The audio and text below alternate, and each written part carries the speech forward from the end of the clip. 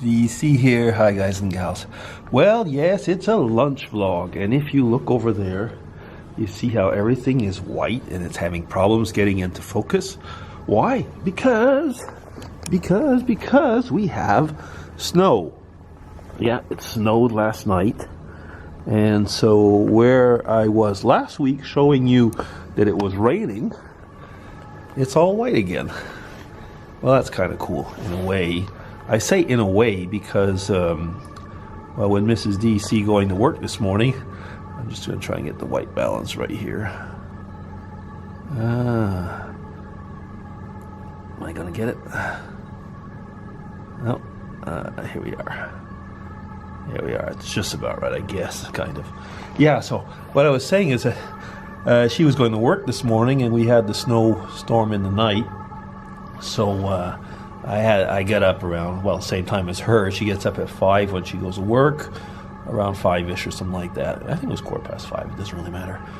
And so I quickly opened the yard, so shoveled out the yard, and in the road in front of, like, they had put the, they'd gone by with the plow. So I had to clean up actually in front of the yard. So you know how it is. I mean, they make the road nice, but your yard, yeah, they don't care about that, do they? So did that. Yeah, so in my case, I walked to work, so it didn't really matter where I was walking. There was a bit of snow, but I was okay. When I got home, though, when I got to work, I always go through the newspapers, actually, at work. There's things, especially the New York Times, the science section is pretty good. I don't think much of their politics section at times, but that's another matter which we won't talk about. But the science section, there was a really good article. I put a link into Facebook. It was about, actually, the microbiome, and the first names that were mentioned were the people I work with at Cork, so that was really, really cool.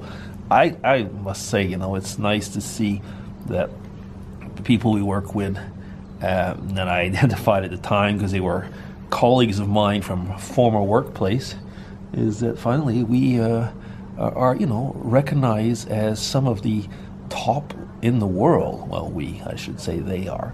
But the projects that I have, I mean, they're the ones that I brought. And so, we're working with them and we're doing good stuff.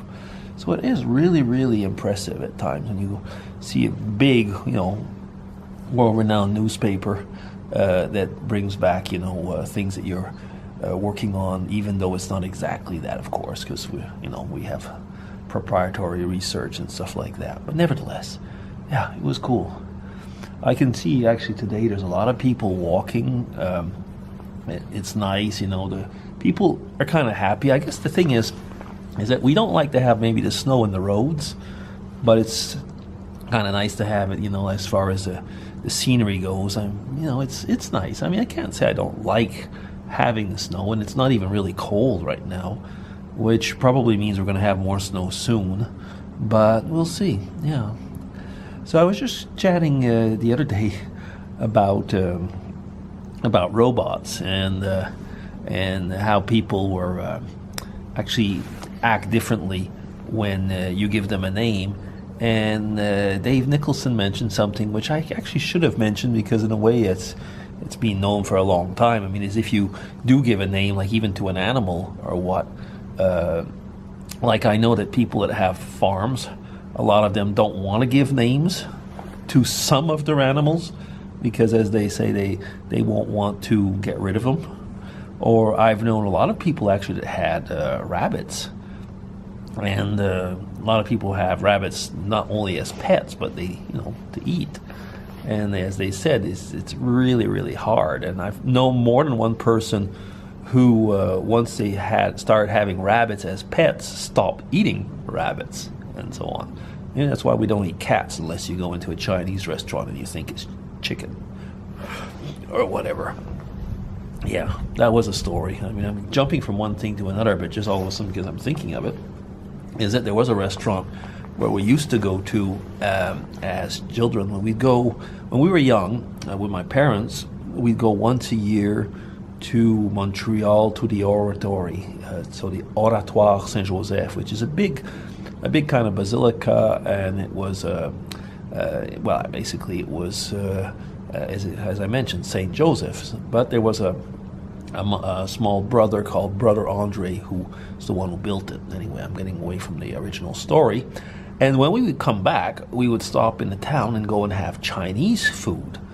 So yeah, I mean, we were probably, well, getting on early teenagers, I guess, or around there, maybe around 10, 11. And we really, really liked the Chinese food there, and it was a real big special thing. And finally, later on in our life, we found out that that same restaurant had a problem because when they had probably a food inspection or what, they found in the basement a whole bunch of, let's just put it this way, cat corpses that were being used. So I often say I've eaten cat probably more than once without really knowing about it. Yeah, there's been a lot of stories actually with Chinese restaurants with that, but is it such a big deal in a way? I know it could be. It depends how well the cats are, with their health, and I mean how good was the meat quality, if you want to put it that way. Because I mean, people, if you're in Korea, for example, you will eat dog. So I guess it all depends. Yeah, to each his own. There was a friend of ours, a work colleague, I should say. She went down to Peru.